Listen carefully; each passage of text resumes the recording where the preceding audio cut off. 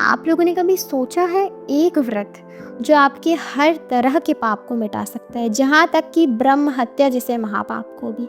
जाने इस 23 मई 2025 में जो अपरा एकादशी आने वाली, जो कि कल ही है, उसकी कुछ रहस्यमय शक्ति और चमत्कारिक महिमा के बारे में।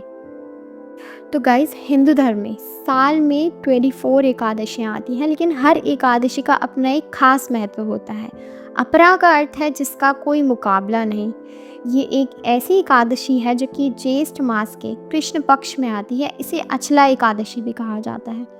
शास्त्रों में बताया गया है कि इस दिन व्रत करने वाले व्यक्ति अपने सारे पापों से मुक्त हो जाते हैं, चाहे वो अनजाने में हो या जानबूझकर। साथ ही व्रत मोक्षदायिनी भी माना जाता है। अपरा एकादशी की एक पौराणिक कथा हम आपको बताने जा रहे हैं। पौराणिक कथा के अनुसार एक बार भगवान श्री कृष्ण ने युधिष्ठिर को अपरा एकादशी की महिमा बताई। उन्होंने कहा, प्राचीन काल में एक महासेन नामक राजा था जो बहुत धर्मात्मा था। एक बार उसने एक यज्ञ करवाया, लेकिन किसी त्रुटि के कारण वह यज्ञ अधूरा रह गया। इसके फलस्वरूप राजा को अगले जन्म में कुष्ठ रोग हो गया और वो अनेक कष्ट भोगने लगा। तभी एक संत ने उसे अपरा एकादशी का व्रत करने की सलाह दी। राजा ने पूरे विधि विधान से व्रत किया। सारे पाप उनके समाप्त हो गए। अगले जन्म में वह विष्णु लोक को प्राप्त हुए। इस कथा से यह सिद्ध होता है कि अपरा एकादशी पापों के नाश के लिए अत्यंत प्रभावशाली है। अब हम आपको बताएंगे कि इस व्रत की पूजा कैसे नियम से करें। एक दिन पहले यानी दशमी को सात्विक भोजन लें और ब्रह्मचर्य का पालन करें।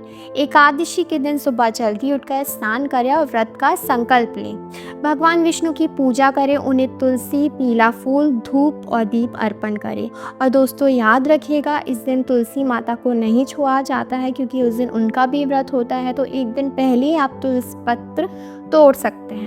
व्रत में जल या फलाहार लिया जाता है। निर्जला या फलाहारी व्रत करना शुभ माना जाता है।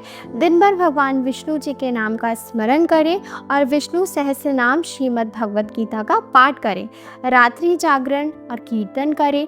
द्वादशी को ब्रह्मा या जरूरतमंद को दान देकर व्रत का पारण करें। जो व्यक्ति अपरा एकादशी व्रत करता है या अद्भुत लाभ मिलते हैं, सारे पापों का नाश होता है, यहाँ तक कि ब्रह्म हत्या जैसे महापाप को भी नष्ट किया जाता है। और गाइस, इस व्रत से अगर आपने कोई पूर्व जन्म में कुछ दोष या पाप की हो तो वो भी आपके समाप्त हो जाते हैं।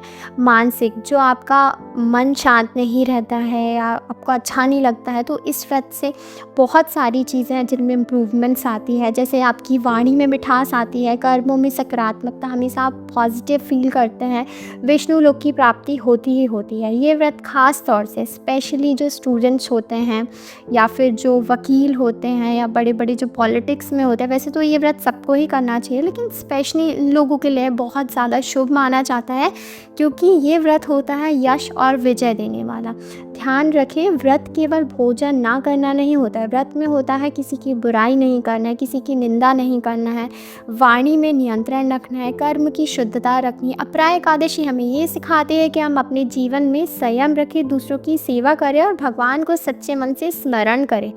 अगर आप भी अपने जीवन में बहुत ज़्यादा पॉजिटिविटी, शांति और मोक्ष जैसी चीज़ें चाहते हैं, तो 23 मई को इस व्रत को करना बिल्कुल ना भूलें।